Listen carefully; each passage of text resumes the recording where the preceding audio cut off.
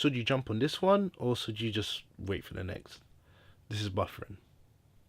Okay, so let's talk about Passengers.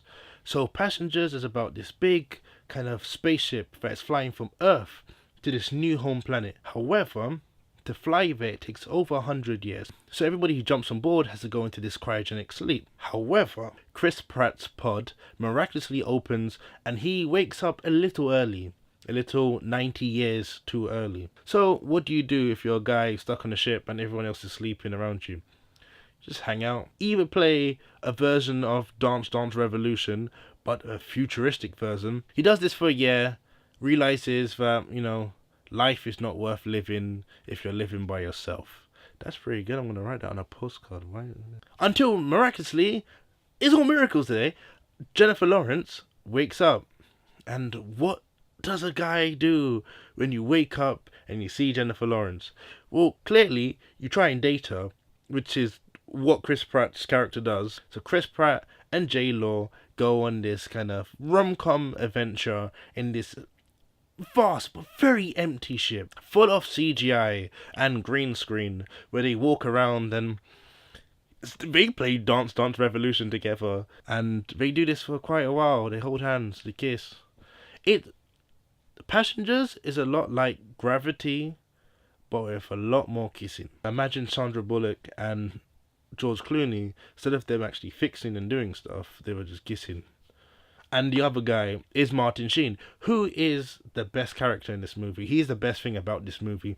Martin Sheen as the bartender is fantastic. He is so charismatic and energetic, and he is by far the most interesting character. Every time he's on screen, I want to see Martin Sheen. I want to see what Martin Sheen does. I want to see what he's doing, what the drinks he's doing. Finding out about this robot who has no backstory is more interesting than Chris Pratt. Oh, I'm a mechanic and just do stuff. And Jennifer Lawrence is, I'm a really cool journalist and I want to fly a ship and cover it for a story. I don't want to fly straight to the bad parts, but Chris Pratt's character and Jennifer Lawrence's character are really boring. I keep calling him Chris Pratt's character because I don't remember his name, and that's it. They're just really bland and it's uninspired and really just boring.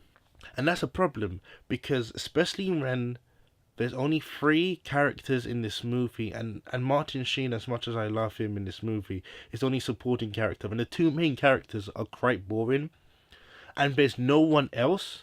There's nothing really pretty to see. It's not like, oh, but look at the lights and look at the stars and stuff, because they spend a lot of the time indoors. It's like watching CCTV of people in a shopping mall after hours when there's no one else around and not really doing too much, just having like kind of chit chat, make kiss for a bit, and it's like, and that's it. But may I say that the rom-com aspect is actually quite interesting.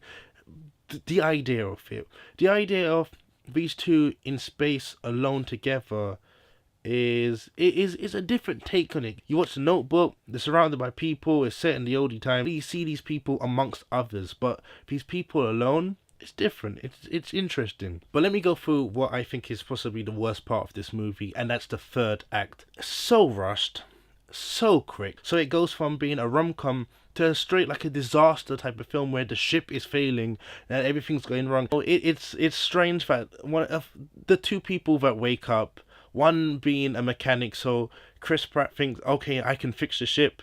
Lucky, because imagine it was a journalist and I don't know, a screenwriter. That ship is going to explode. I feel like the movie wanted to be a rom-com, and it really wanted to be a rom-com, but they didn't know how to end it. It's very predictable, and a problem is that the trailers gave too much away. I don't think they knew how to end it, so they threw in a disaster.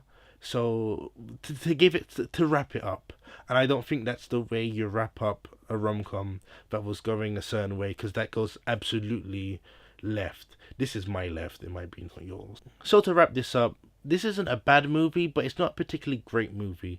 There's so many different rom-coms that this followed. However, it was like, oh, this is science fiction, so we have to make it more science fiction-y. And I don't think that's the route that they should have written down, because the ending is quite flat. the ending comes out of nowhere. Well, you see it coming, but it's just like, no, don't go there. Go somewhere else with it. Let's see something different. Let's see something. You're in space, and there's no one around. Let's see that, play on that. But no, it's like no, the ship is gonna blow up, and this is the way we're gonna end this movie, and that's not the way I would have done it. Okay, so if you like this review, please give us a thumbs up. Do we still do thumbs up? I mean, give us a like. If you like this movie, if you dislike this movie, or if you this movie, please put a comment down below and tell us what you think. But please hit subscribe because it helps our channel grow. This was our very, very first review. I did a test review back with Bleed for this, but it didn't go well. But hopefully this one went a lot better. Thanks again for watching, and hopefully I shall have more reviews in the future. Bring on 2017. Buffering out.